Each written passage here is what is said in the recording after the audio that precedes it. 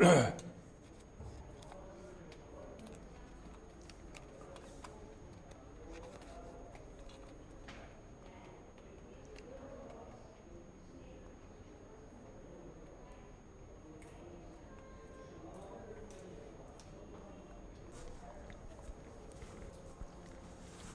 עוד מים? זהו? אתה רוצה עוד מים? יש לי. אוקיי. תודה.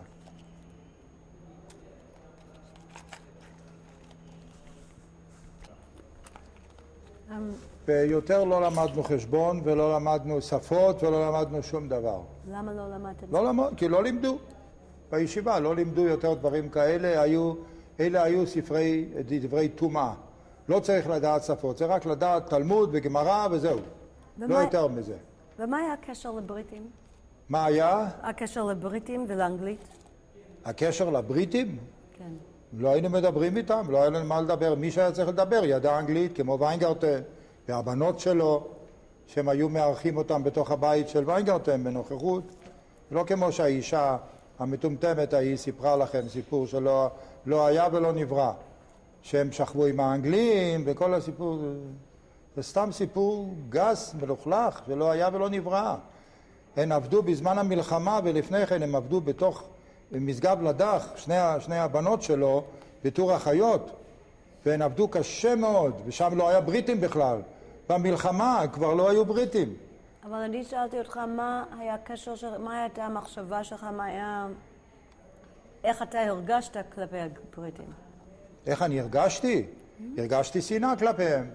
רציתי שהם ילכו כבר ויעזבו כבר. למה? כי הם שיתפו פעולה עם הערבים לעשות לנו צרות. כל הפוגרומים היה מפני שהם שיתפו פעולה עם המופתי שייח חוסיין, שהוא היה שיתוף פעולה עם היטלר, הוא היה גם כן בזמנו במלחמת העולם, והם שיתפו פעולה איתם. הערבים לא רצו שישראלים יגיעו, אז הם עצרו את האוניות בים ולקחו אותם לקפריסין, או שלחו את האונייה אירופה, שלחו אותה חזרה למחנות. האם אתם ידעתם את זה אז, או אתה ידעת את זה רק אחר? ידענו את זה אז, בטח, כי ההגנה הייתה מביאה את האוניות, ואנחנו ידענו, הכל היה מפורסם, והיו מלחמות. בספר כתוב גם כן שההגנה, באחד השלבים שהגיעה האונייה והם שלחו אותה כנקמה, ההגנה פיצצה אונייה בריטית שהיא הייתה עוצרת ולוקחת את האנשים לקפריסין, אונייה בשם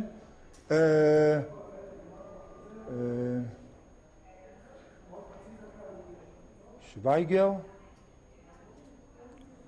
כן, האונייה בשם אורן שוויגר הייתה שם האונייה, ואת זה הם פיצצו והטביעו אותה, ההגנה, כנקמה על זה שהם היו עוצרים את האוניות של היהודים שבאו מהפליטים.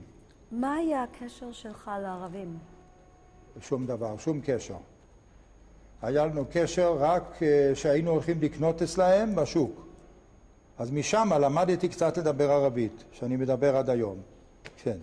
שם למדתי ודיברתי איתם, והייתי יודע לקנות ולמכור וכל הדברים האלה, ושמות של דברים, ואיך אומרים, ג'אג' למשל זה תרנגולת, ג'אג' זה תרנגולת. ועוד דברים כאלה, כן? ומזה יש לי את הקשר איתם. היה לנו קשר אחד שאבא היה לו את הקשר, לא אני, אז יש לי סיפור בספר, שהיה אחד שהוא היה מוכר פחמים ברחוב הפסמים בשוק הערבי. והוא היה מדבר יידיש.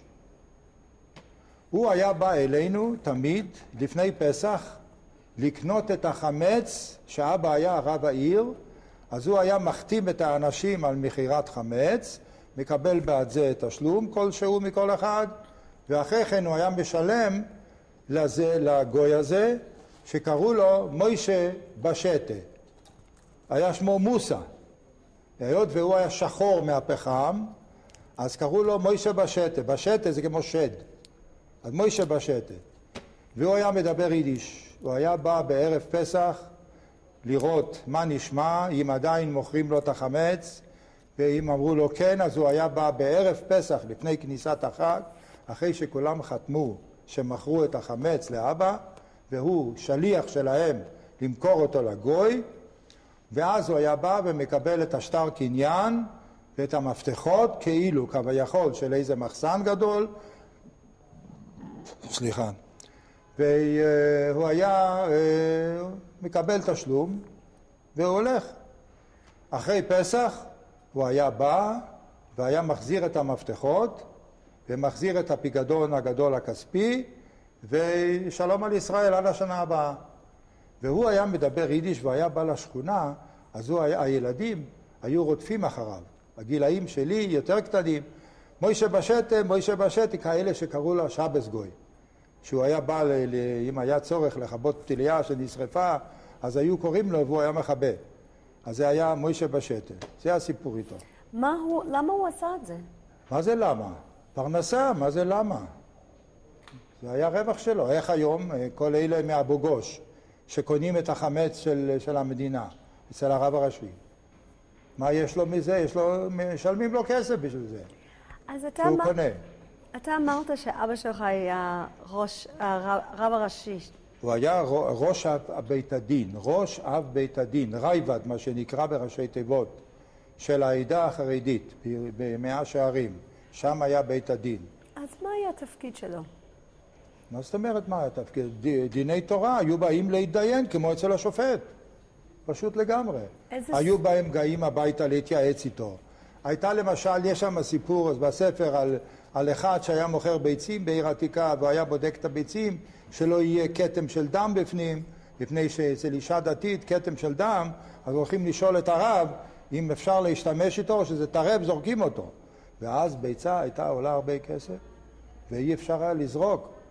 אז הוא היה בודק כל ביצה וביצה מול השמש, והיה אומר לה, גברת, זה ביצה בלי, איך הוא קרא לזה, הוא כבר ידע ביידיש איך קוראים לזה, הבליצטרופ, טיפת דם. אז הוא היה אומר, רבצן, הכל בסדר, זה נשתוקם בליצטרופ, זה בסדר. וזהו, היו קונים אצלו. והיו באים הביתה, אני לא אשכח מקרה, שאישה זקנה שם בשכונה, שהייתה גרה למעלה, איפה שהבית של ישראל ליפל, שהראיתי לכם איפה זה בחצר העליונה, הייתה איזו אישה אחת, זקנה, שקרה לה מקרה של קרי לילה, מה שנקרא. הסדין התלכלך לה בדם, אבל היא הייתה בת 80. אז היא באה לאבא לשאול אם פתאום היא יכולה כבר פתאום ללדת, שחזר לה חזרה כמו אצל שרה אימנו. בעת בלותי הייתה לי עדנה. זה היה מצחיק הדבר הזה. וזה היה סתם כתם של דם שבמקרה פציעה או משהו כזה. אז היא באה עם הסדין אל האבא לשאול שאלה. הייתה אישה עם ביצה. היו כל מיני טיפוסים, היו באים להתייעץ איתו על לעשות איזה עסק. היו באים אצלו בעיקר לכשרות. לשאול אותו, כי הם רוצים להקים איזה מפעל קטן. היה אחד שהקים מפעל לאטריות. אז הוא רצה את ההכשר של הבד"ץ. אז הוא היה צריך להגיד להם איך הוא רוצה שיבנו את זה, מה שיהיה שם. אני רואה שאת נרדמת. לא. אוי ואבוי. לא, ממש. הוא רצה שיהיה הכשר מהבד"ץ, אז הבד"ץ היה בודק, שולח משגיח ובודק מדי פעם את התכולה, אם זה נעשה לפי דבריו, היה נותן הכשר. ותמורת זה היה משלם. היו בעלי דין, כמו בית משפט. היו באים לדין תורה, לא לבית משפט של הגויים, לדין תורה. והוא היה מפרש נותן פסק דין לפי התורה. האם היה לו איזשהו תפקיד בקהילה בעיר עתיקה? מה היה לו? האם היה לו תפקיד בקהילה בעיר עתיקה? נו בטח, הוא היה הרב, אז הוא היה לו תפקיד, כולם היו באים אליו, כולם היו מתייעצים איתו, כולם היו באים לשאול שאלות של דיני תורה. האם הדברים האלה היו קורים גם בבית שלך? נו רק בבית, מה זה בבית שלי? שם היה הבית שלי. אז איך היה... איתו לא היה לי בית אחר. אחרי המלחמה אני כבר עזבתי אותו. אז איך היה עבורך אני הייתי סקרן וישבתי לשמוע כל מה שמדברים. הוא לקח אותי למשל, לבית דין צדק, שם שהוא ישב, בזמן שהיה דינים של ממונות, של כסף, בין בעלי דין. אז אני הייתי יכול להיכנס, לשבת שם בפנים, ולשמוע את הטענות של זה ושל זה, ואני הייתי נדהם מרוב שכל שהיה לו.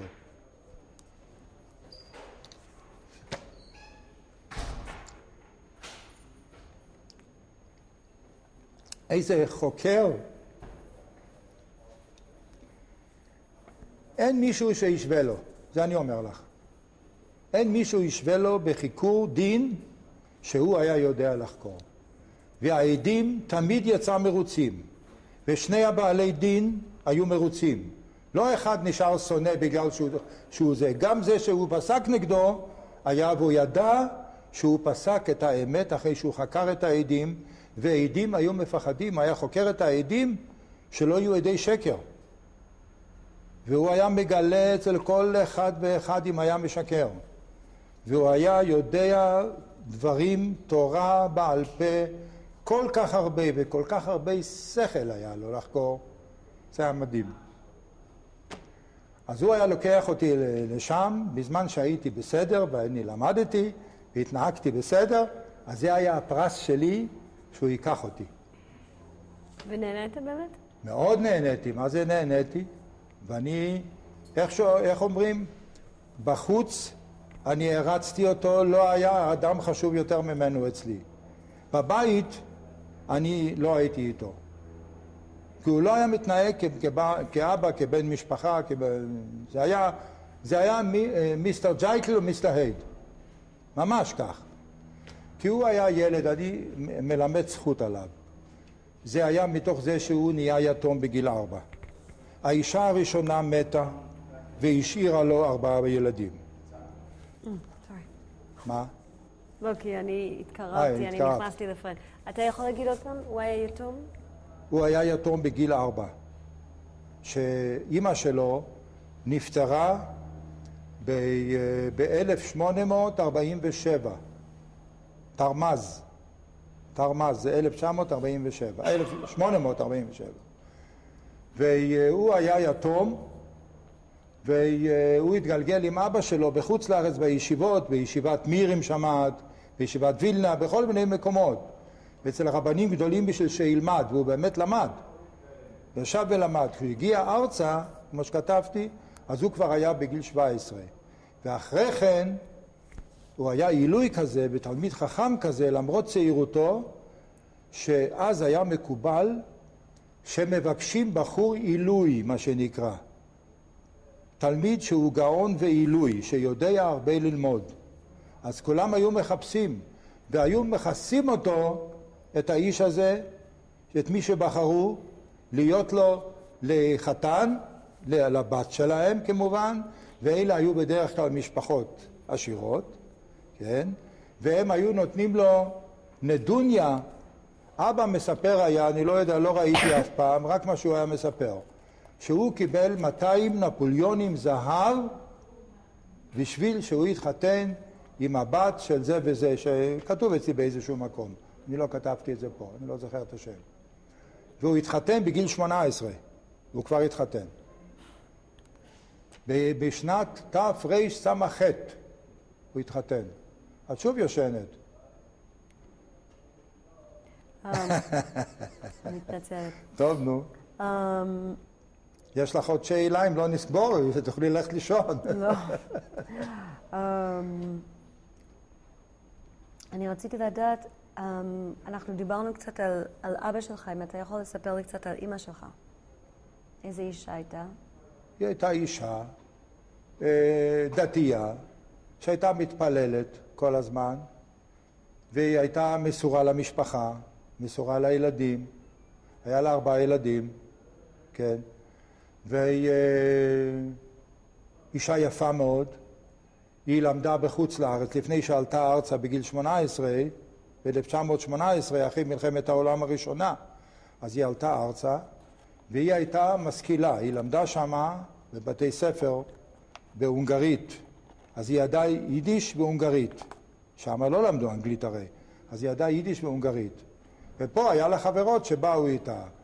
היא באה אז בכלל, היא באה ארצה, היא באה עם קבוצת חלוצים, שאמא רצתה שהיא לא תהיה שם בבית המרזח שלהם, מפני שהיא עלולה להתקלקל מהגויים, מי יודע מה יקרה לה. אישה דתייה מאוד, עם סמרטוט, את יודעת, קשור פה, והיא לא רצתה, שהייתה בחורה יפה מאוד וצעירה, והיא הייתה משרתת שם ומחייכת על הקונים, זה לא נעים, אז היא לא רצתה שהיא תישאר שם, ולכן היא רצתה שהיא תעלה ארצה ותיקח רב, כמו שסיפרתי.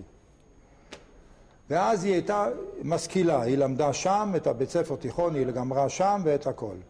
אבל ההתנהגות פה שלה הייתה כמו אישה דתייה שמתפללת, לא הולכת לבית כנסת חוץ מאשר בראש השנה וכיפור, והיא הייתה קוראת את הספר בשבת. קוראים את הספר שיש ספר שנקרא צאנה וראנה. את יודעת מה זה? מה זה? לא, אני מדבר על הגויים, גוואלד. מה יהיה הסוף? היא לא יודעת כלום. כלום. זה ספר שהוא מתורגם לאנשים שלא כל כך מבינים פרשת השבוע. וזה כתוב ביידיש. והיא ידעה לקרוא גם יידיש כמובן. אז היא הייתה קוראת את זה ביידיש. כל שבת הייתה קוראת את פרשת השבוע ביידיש, כי עברית היא לא ידעה עד יום מותה. ההונגרים, את יודעת, אם שמעת על זה, הם קשיים מאוד בשביל לדעת לדבר עברית. מאוד קשה להם. אז היא גם לא יודעת שהיא מתה, ידעה קצת. יש לי מחברת שהיא כתבה ביידיש, אבל עברית, שום דבר. מה היא עשתה, אמא שלך? אז היא באה, מה? האם היא עבדה, אם היא עבדה בבית? אז אני סיפרתי שהיא באה ארצה, עד שהיא מצאה את הרב, את אבא שלי, אז איזה שנה, שנתיים, אני לא יודע כמה זמן זה היה, שהיא עבדה אצל דוקטור אליאש, אלכסנדר אליאש, שעל שמו יש רחוב למעלה במעלה בן יהודה, יש רחוב שדרה, והיא עבדה שם. כי שיתחו לה את הבית הזה, משום שהיא הייתה אישה בחורה נימוסית, מקובלת בחברה, יודעת שפות, מה שנקרא יידיש והונגרית, והוא גם היה הונגרי. אז הוא יכול לדבר איתה, והיא הייתה גם דתית. אז הוא, בהמלצה של חברים ושל כל זה, אז הוא לקח אותה אצלו בבית, וראתה שהיא בסדר, אז הוא מינה אותה להיות מנהלת משק הבית. ואחרי שהתחתנה, האם היא המשיכה לעבוד? לא, לא המשיכה לעבוד, רק אחרי שהיו בעיות עם חיי הנישואין, והיו בעיות כספיות, שלא היה מספיק מזונות לילדים, ואז היא הלכה לעבוד עוד הפעם ברחביה אצל הרב מהולבר. היה הרב מהמזרחי קראו לו הרב מולבר. ומה היא עשתה בו? והיא עשתה שמה, בישלה שמה, ניהלה את המטבח, את המשק בית, והייתה מקבלת משכורת, והייתה מקבלת אוכל הביתה, שיהיה לה משפחה. אם אתה יכול בבקשה להגיד את השמות של האחים שלך? של האחים שלי, כן. רחל הגדולה, יותר גדולה ממני בשנה, הייתה יותר גדולה ממני בשנה ו8 חודשים. אני הבא אחריה, יוסף, זרח יוסף לייב, שלפעמים קראו לי זרח יוסף אריה, לייב זה אריה, כן? ביידיש זה לייב, בעברית זה אריה. ואחותי הקטנה, יותר קטנה ממני ב4 שנים, קראו לה יונה, על שם הסבתא, על שם האמא של האמא שלנו, שקראו לה ביידיש טויבה. טויבה זה יונה, טויבה, יונה זה טויב ביידיש. אז קראו לה על שם האמא שלה, והאח הקטן, יעקב שמעון, שהוא גם קיבל שם על שם אחד האחים של אבא, שהוא לא היה רב, הוא היה סוחר. היו לו גם 2 אחים, הם היו כמה וכמה אחים, כן? היה לו אח אחד שהוא היה רב של קריית שמואל בירושלים, הרב מוישה אפשטיין, והיה לו גם את האח זורח שהוא היה ראש הישיבה, והיה לו עוד 2 אחים, יעקב שמעון ועוד אחד שאני לא זוכר את שמו, שהם גרו כולם בירושלים.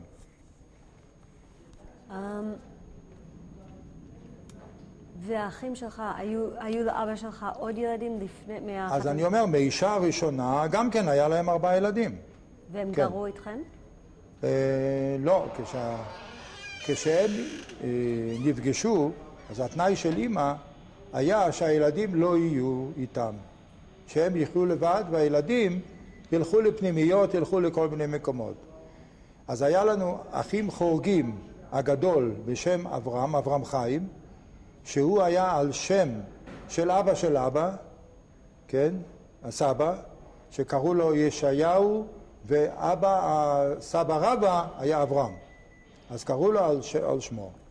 והייתה אחת שנקראה נחמה אסתר, זה היה על שם האמא של אבא, שהיא נפטרה בגיל צעיר שהוא נשאר יתום בן 4, והיה לו עוד בת אחת בשם אהובה, שקראו לה ביידיש ליבה, ליבה זה אהוב, זה ליבה, כן?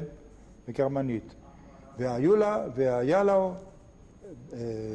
עוד בן, שהוא קראו לו ישעיהו, לאחר שהסבא שלי, האבא של אבא, נפטר, אז קראו לו על שמו ישעיהו. הוא היה גדול ממני בערך ב5-6 שנים, משהו כזה. והוא נשאר תמיד איתנו. עד אחרי שהאמא התגרשה, הוא היה גר איתנו כל הזמן. הוא לא ניסה, הוא ניסה בגיל מאוחר יותר, הרבה. והילדים האחרים, הם היו באים לגור איתכם? לא. רק, אני אומר לך, רק שני הבת, אהובה וישעיה, עד שאהובה התחתנה, היא הייתה גרה איתנו. כן. והבן גר איתנו גם אחרי המלחמה, שהאבא עבר לגור בבתים של האשכנזים פה בסמטאות של מחנה יהודה, מה שנקרא בתי ברוידה, אז הוא היה גר איתו. ואיך היה הרגשה בבית? היה הרגשה של משפחה אחת? לא, בכלל לא. הם לא היו רוצים את אמא בכלל. כי האמא הייתה אמא חורגת. ואז הם התנהגו מולה והם עשו הרבה צרות לאבא. שאבא לא ייקח אותה בהתחלה. לא הסכימו שהוא יתחתן איתה בכלל. היו בעיות גדולות מאוד. ואחרי כן הם התחילו להציק לה ולעשות צרות. עד שאברהם חיים תכף ומיד עבר לתל אביב, והוא היה בחור לא דתי, לא פאות ולא זקן, מודרני לגמרי, עם כובע לבד אפור, עם חליפה קצרה, והוא היה עובד בתל אביב בבית חרושת לקרח, ואחרי כן הוא עבר לבית חרושת תלמה, שהיה עושה את המיונז בזמנו, והוא התחתן שם אחרי כן, ולמזלו הרע של אבא, הוא לקח בחורה מקיבוץ, שהיא הייתה יפהפייה, רחל קראו לה, הייתה אישה יפהפייה, שלא רואים דבר כזה, והיא הייתה מקיבוץ שלא ידעו יהדות מה זה בכלל, והיא לא הייתה שומרת שום דבר. רק שהייתה באה בבית אצלנו בחג לבקר את אבא, אז היא הייתה לובשת מטפחת. ולה גם היה, אני זוכר עוד, בתקופה ההיא שעוד היינו אז בעיר עתיקה, היה לה ילד אחד ראשון, אבל היה לה עוד 2 ילדים, נדמה לי בת ובן, ואיך קראו לו? אני כבר לא זוכר. היה ילד יפה תואר, והאישה, זה היה משהו מדהים, אישה יפה כזאת. והוא גם היה גבר יפה מאוד. כן, כל הילדים היו יפים. חוץ מאסתר נחומי הגדולה, היא הייתה כזאת פוסטמה, מה שנקרא בשפה הערבית. היא בכלל לא הייתה נחמדה, לא למדה, לא כלום. הייתה מאוד פשוטה. האם היה משהו מעניין בלגדול, בשבילך, לגדול בבית של רב בית דין? תראי, בתור ילד היה לי טוב, היה לי כבוד מהחברים, שכולם העריכו. שאני הבן של הרב, אז הם לא היו מתעסקים איתי, והכל היה בסדר. זהו. אז היה דווקא בסדר. האם יש עוד משהו שאתה רוצה לספר עליו שלא סיפרת עליו היום? לא, אין יותר. בסוף כל הרעיון אנחנו עושים משחק קטן, שאני שואלת שאלה ואתה אומר הדבר הראשון שעולה לך לראש. אז קודם כל, איך קוראים לך? יוסף. זרח יוסף לייב. איפה נולדת?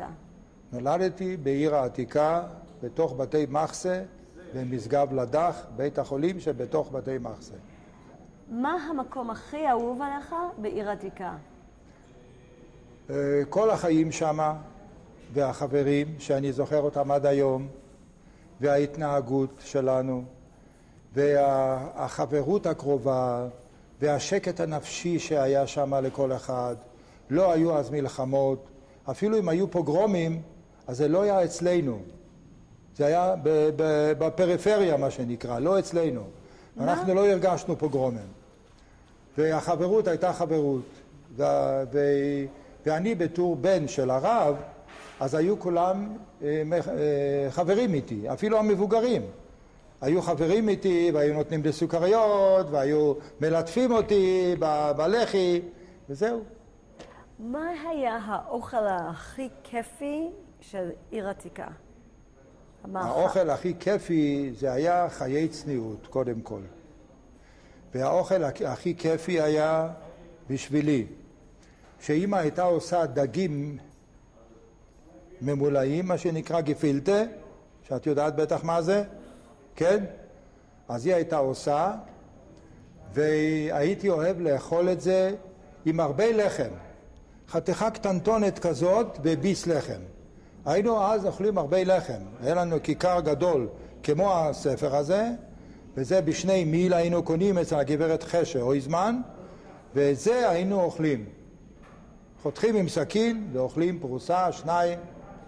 וזה היה האוכל הכי, לא הכי, אבל אחד הדברים הנעימים. היה לנו עוד, היה סלט קטן עם חביתה או ביצה עין. ועם זה היינו יכולים לאכול חצי כיכר לחם.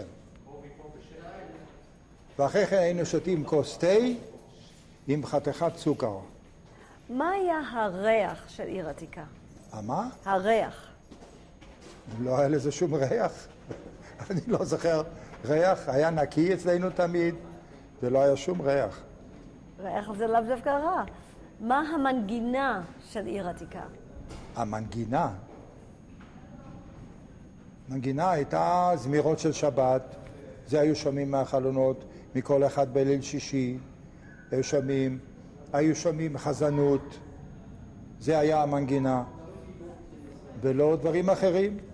ומה? הייתה תקופה שהבנות, למשל, אחותי וחיה מלכה שאני הזכרתי, והבנות של גלב, כן, היו מתאספים על יד עזרת נשים, על יד עזרת נשים של הבית כנסת, והיינו, גם אני הייתי מופיע, בחצר, והיינו שרים שירים עבריים, כן? זה היה תענוג של ליל מוצאי שבת, בדרך כלל, היינו שרים שירים עבריים, כן. מאיפה למדתם את השירים העבריים האלה? מהרדיו? מה זה מאיפה? היינו שומעים רדיו, והיינו לומדים את השירים האלה, וידעתי את כל המילים, כן. מה המקום הכי אהוב עליך בעיר עתיקה? איפה? המקום הכי אהוב עליך בעיר עתיקה. בעיר עתיקה?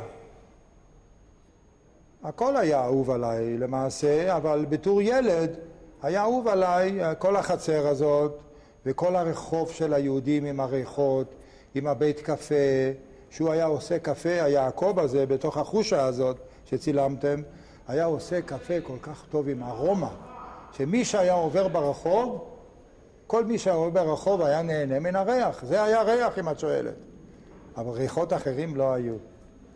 תודה רבה רבה. על יום מרתק ביותר.